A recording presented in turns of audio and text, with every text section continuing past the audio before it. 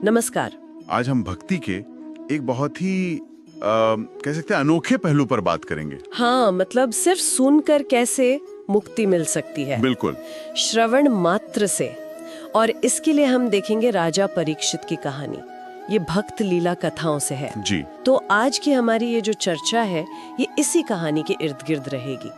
हम समझने की कोशिश करेंगे कि ये जो सुनना है, श्रवण भक्ति जिसे कहते हैं, वो मुक्ति का रास्ता कैसे बन सकती है। जी। खास तौर पर तब जब मौत बिल्कुल सामने हो। सही बात है। और यहीं से वो सवाल उठता है ना कि क्या सच में सिर्फ सुनकर कोई मुक्त हो सकता है। हाँ, और वो भी तब जब पता हो कि बस 7 दिन बचे हैं। हाँ, राजा परीक्षित अर्जुन के पोते थे, अभिमन्यु के बेटे। जी, एक महान राजा, धर्मनिष्ठ राजा थे, प्रतापी थे। उनकी कहानी हमें इस पर सोचने को मजबूर करती है। जी। तो परीक्षित एक न्यायप्रिय राजा थे, प्रजा सुखी थी उनके राज में। हाँ, धर्म का पालन होता था, एक अच्छे शासक थे। और ये जानना जरूरी है क्योंकि ये एक ऐसा राजा जिसके पास सब कुछ था, सांसारिक सुख, जिम्मेदारियां। उनकी कहानी दिखाती है कि भक्ति, वैराग्य ये कहीं भी पनप सकता है। अच्छा। मतलब जीवन के जो मोड़ आते हैं ना, वो हमें आध्यात्म की तरफ ले जा सकते हैं। बिल्कुल। तो कहानी में वो खास मोड़ आता है जब राजा शिकार के लिए जाते हैं। हाँ, जंगल में। शिकार करते करते वो जंगल में काफी अंदर चले गए और प्यास लगी जोरों की। पानी ढूंढते ढूंढते वो पहुंचे शमीक ऋषि के आश्रम में। ऋषि उस समय गहरे ध्यान में थे, बिल्कुल समाधिस्थ। बाहरी दुनिया से कोई मतलब नहीं। हाँ, राजा ने पानी मांगा पर ऋषि ने कोई जवाब नहीं दिया। ध्यान में थे। राजा ने 2-3 बार पुकारा भी पर कोई हलचल नहीं। तो राजा को लगा शायद ये मेरा अपमान कर रहे हैं। थकान और प्यास भी थी। हाँ, थके हुए थे और अपमानित महसूस किया। तो गुस्से में क्या किया, पास में एक मरा हुआ सांप पड़ा था। अच्छा। उसे उठाया धनुष की नोक से और ऋषि के गले में डाल दिया। वाह। और चले गए वहां से। तो ठीक है, अब इस पे बात करते हैं। ये अनजाने में हुई भूल थी, गुस्से में, क्षणिक आवेश। पर इसके परिणाम बहुत गंभीर हुए। ऋषि के बेटे थे श्रृंगी। जी। जब उन्हें पता चला कि उनके पिता का ऐसा अपमान हुआ है तो वो बहुत क्रोधित हुए। स्वाभाविक है, उनमें तप का तेज भी था। हाँ, और उन्होंने बिना सोचे समझे हाथ में जल लिया और श्राप दे दिया। श्राप? कि जिसने मेरे पिता का अपमान किया है, आज से 7वें दिन उसे तक्षक नाग डसेगा और उसकी मृत्यु होगी। बाप रे, तक्षक नाग।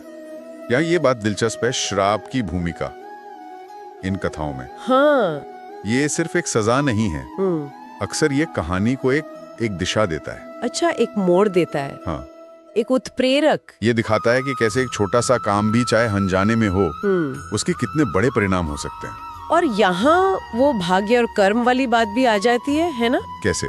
मतलब शाप ने तय कर दिया कि मृत्यु कब और कैसे होगी, ये भाग्य। ठीक है। पर उस निश्चित मृत्यु के सामने परीक्षित ने क्या किया, उनकी प्रतिक्रिया, वो उनका कर्म था, उनका चुनाव। हाँ, ये बात तो है। और यही उनकी महानता दिखती है। और उनकी प्रतिक्रिया, वो तो सचमुच असाधारण थी। बिल्कुल। जब उन्हें पता चला श्राप के बारे में तो उन्होंने ऋषि पुत्र से कोई विनती नहीं की। हाँ, कि शाप वापस ले लो, ऐसा कुछ नहीं। ना वो घबराए, ना रोए पीटे, बल्कि उन्होंने उसे स्वीकार कर लिया। ईश्वर की इच्छा समझकर। हाँ, या अपने किसी पिछले कर्म का फल मानकर। और फैसला किया कि ये जो 7 दिन बचे हैं, इन्हें पूरी तरह से भगवान की भक्ति में लगाऊंगा। यहाँ कहानी बहुत दिलचस्प हो जाती है। सही बात है। उन्होंने फौरन अपना राजपाट, महल, धन दौलत, परिवार सब छोड़ दिया। हाँ, सब कुछ त्याग दिया और सीधे गंगा के किनारे चले गए। अच्छा। वहाँ जाकर बैठ गए, आमरण अनशन का संकल्प लेकर। बस एक ही लक्ष्य, भगवत प्राप्ति। ये दिखाता है कि परीक्षित सिर्फ एक राजा नहीं थे, उनके अंदर वो आध्यात्मिकता, वो वैराग्य कहीं ना कहीं था, जो इस मुश्किल घड़ी में बाहर आया। बिल्कुल। मौत का डर उन्हें मोह में नहीं फंसा पाया, बल्कि उसने उन्हें मोक्ष की तरफ और तेजी से धकेल दिया। हाँ। उनका राजा से साधक बनना, ये जो बदलाव था, ये दिखाता है कि उन्होंने संसार की नश्वरता को समझ लिया था। सही। ये एक तरह का कह सकते हैं मानसिक परिवर्तन था, जहां डर भक्ति की ऊर्जा बन गया। वाह। तो जब राजा परीक्षित के इस फैसले के बारे में सबको पता चला तो दूर दूर से बड़े बड़े ऋषि मुनि ज्ञानी लोग गंगा तट पर जमा हो गए। सब राजा की मदद करना चाहते थे। हाँ, कि इस धर्मनिष्ठ राजा का अंतिम समय अच्छे से बीते, उनका कल्याण हो। काफी चर्चा हुई कि अब क्या करना चाहिए, कि जो व्यक्ति मरने वाला है उसका सबसे बड़ा कर्तव्य क्या है। हाँ, और तभी उसी सभा में एकदम जैसे देवयोग से श्री शुकदेव गोस्वामी आ गए। व्यास जी के पुत्र, परम ज्ञानी। हाँ, महर्षि वेद व्यास के पुत्र, जन्म से ही आत्मज्ञानी। जी, शुकदेव जी का आना ही कहानी का मुख्य बिंदु है। अच्छा, परीक्षित ने उनसे वही सवाल पूछा जो सबके मन में था। क्या पूछा? कि हे महात्मन, जो आदमी जल्दी ही मरने वाला है उसका परम कर्तव्य क्या है?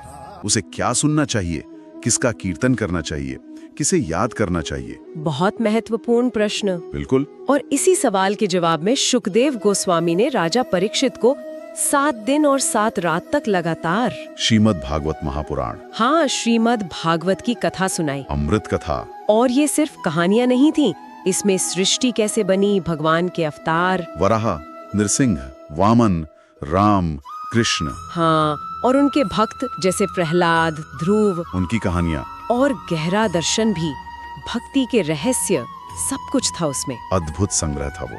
का सार है। अच्छा, बहुत ही सरल भक्ति भरे अंदाज में। इसमें ज्ञान है, वैराग्य है, भक्ति है, तीनों का संगम। हाँ, और देखिए, शुकदेव जैसे ज्ञानी वक्ता और परीक्षित जैसा समर्पित श्रोता। बिल्कुल, ये संयोग ही कथा को इतना शक्तिशाली बनाता है। ये सिर्फ ज्ञान देना नहीं था, ये आध्यात्मिक ऊर्जा का संचार था। वाह। वक्ता का अनुभव और सुनने वाले की ग्रहण करने की क्षमता, इनका मिलन था ये।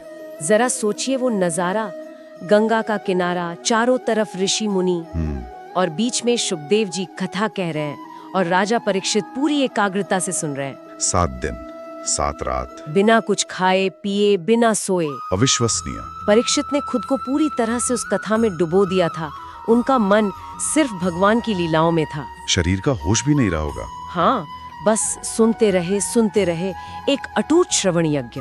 यही है श्रवण भक्ति, अपने चरम पर। अच्छा, ये भक्ति का एक प्रकार है? हाँ, शास्त्रों में 9 तरह की भक्ति बताई है। नवधा भक्ति। नवधा भक्ति, उसमें श्रवणम यानी सुनना पहला है, फिर कीर्तनम गाना, स्मरणम याद करना, पाद सेवनम सेवा, अर्चनम पूजा, वंदनम प्रार्थना, दास्यम दास भाव, सख्यम मित्र भाव और आत्मनिवेदनम समर्पण। तो सुनना सबसे पहले क्यों? क्योंकि शब्द, खासकर जब वो भगवान के बारे में हो और किसी सिद्ध व्यक्ति से सुने जाएं, तो उनमें चेतना को बदलने की गजब की शक्ति होती है। वेद भी तो श्रुति कहलाते हैं, जो सुने गए।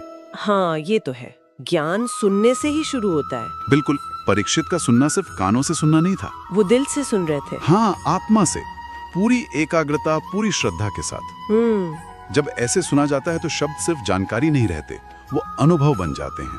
अच्छा, भगवान के गुण, उनकी लीलाएं, उनकी बातें वो सुनने वाले के मन पर असर करती हैं, उसे पवित्र करती हैं, उसे परमात्मा से जोड़ती हैं। तो ये एक तरह का ध्यान ही हो गया, सुनने वाला ध्यान कह सकते हैं, एक ऑडियो मेडिटेशन, जहां हर शब्द उन्हें दुनिया से दूर और ईश्वर के पास ले जा रहा था। पर एक सवाल है, जैसे योग में आसन करते हैं या कर्म योग में सेवा करते हैं, उसमें तो सक्रियता दिखती है, सुनने में तो लगता है कि बस बैठे हैं। ये अलग कैसे है?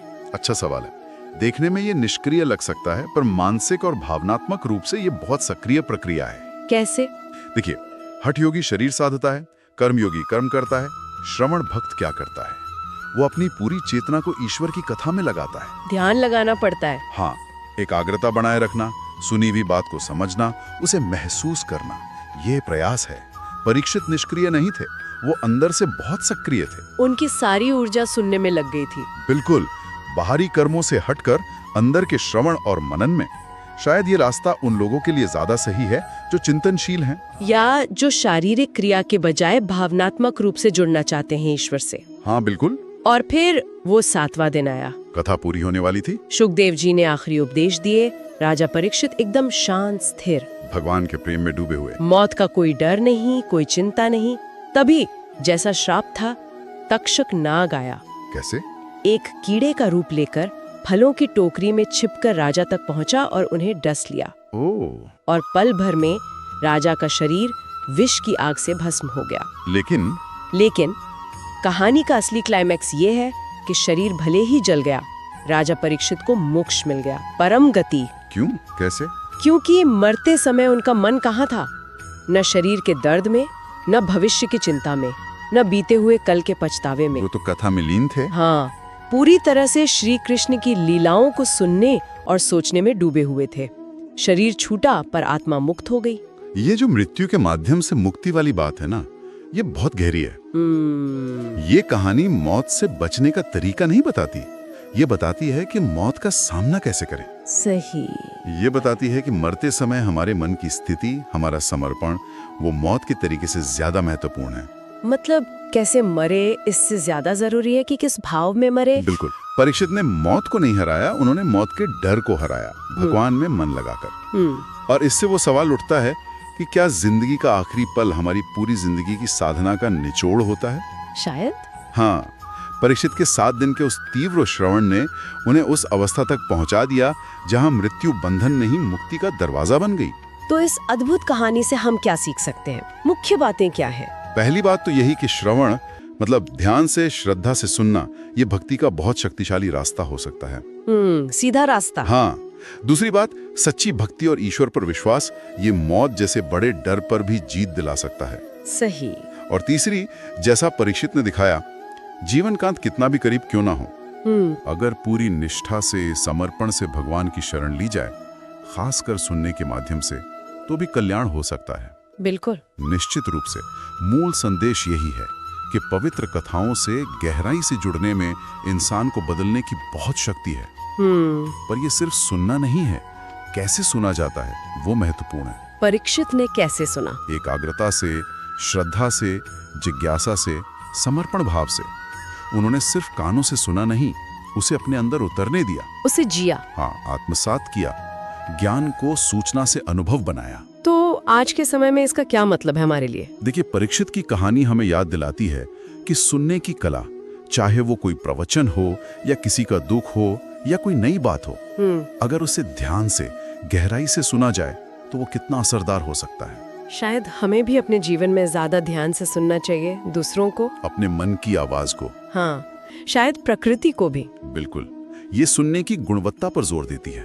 सही बात है। और ये हमें एक गहरे विचार के पास छोड़ जाती है। क्या? परीक्षित की वो जो एकाग्रता थी, वो जो समर्पण था, वो तो मौत के डर से आया था ना। हाँ, वो तलवार लटक रही थी सिर पर। उस एजेंसी ने उन्हें वो शक्ति दी। पर हम जो सामान्य जीवन जी रहे हैं बिना किसी मौत के डर के, हम अपनी रोजमर्रा की जिंदगी में उस स्तर का समर्पित श्रवण, वो एकाग्रता, वो गहराई कैसे ला सकते हैं? अच्छा प्रश्न है। कैसे हम अपनी भागदौड़ भरी जिंदगी में सुनने की शक्ति का इस्तेमाल खुद को बेहतर बनाने, चीजों को गहराई से समझने और शायद एक ज्यादा सार्थक जीवन जीने के लिए कर सकते हैं?